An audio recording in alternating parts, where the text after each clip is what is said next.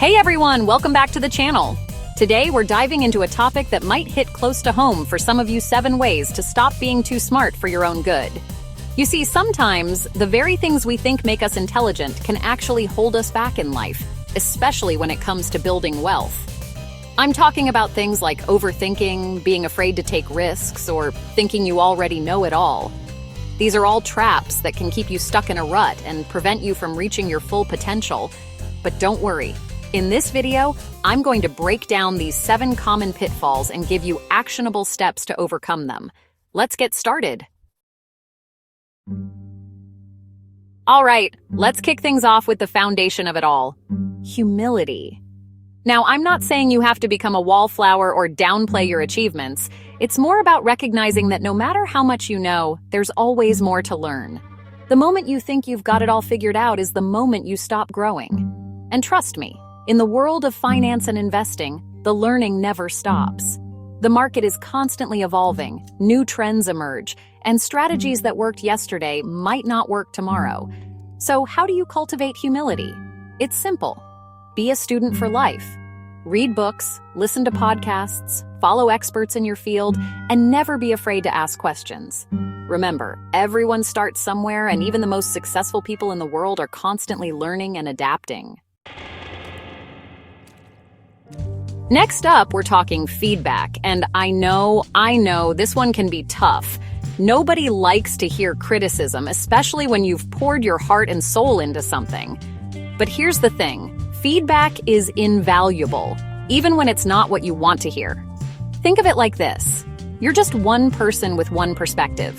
When you seek feedback from others, you're essentially getting a glimpse into how other people see things, which can be incredibly eye-opening.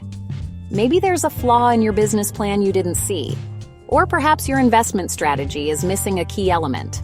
Feedback can help you identify those blind spots and make the necessary adjustments to improve. Now, not all feedback is created equal. You want to seek out constructive criticism from people you trust, people who have your best interests at heart. And remember, you don't have to take every piece of advice, but you should at least consider it carefully. Okay, let's talk about risk. Now, when I say take risks, I'm not talking about YOLOing your life savings on some meme stock or investing in your friend's cousin's dog walking app.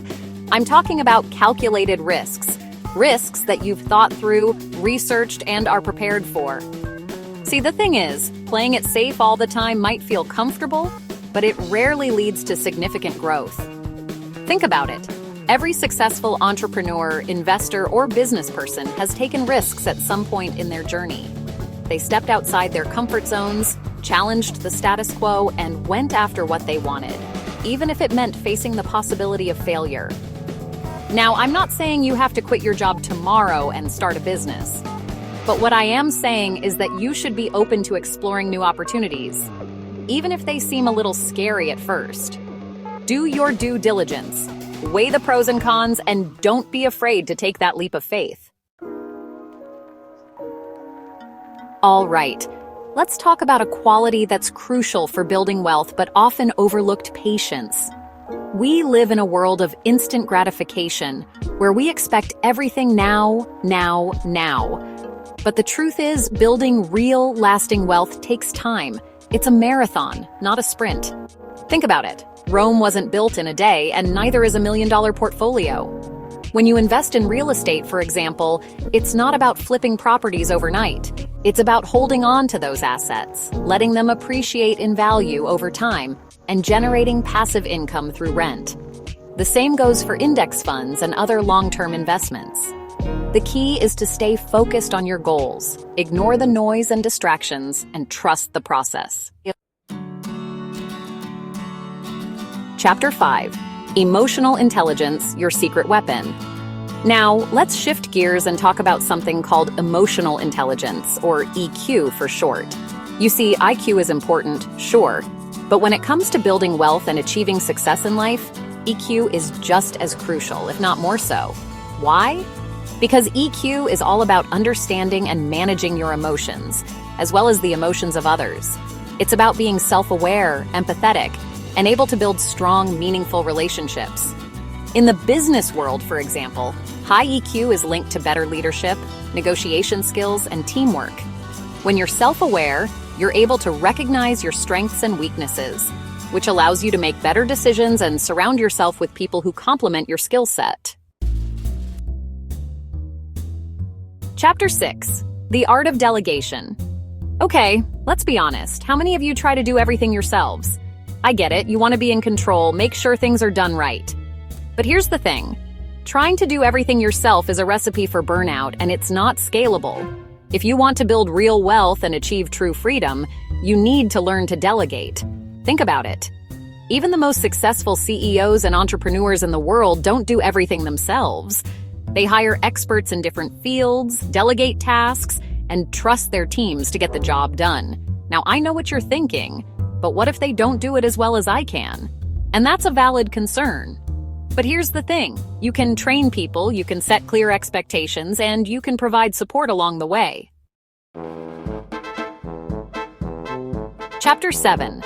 Never stop learning.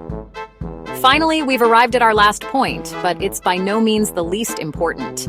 In fact, it's something you should carry with you throughout your entire journey of building wealth and beyond. Never stop learning. The world is constantly changing, and if you want to stay ahead of the curve, you need to be constantly evolving and expanding your knowledge base. This could mean reading books and articles about finance, investing, or whatever field you're passionate about.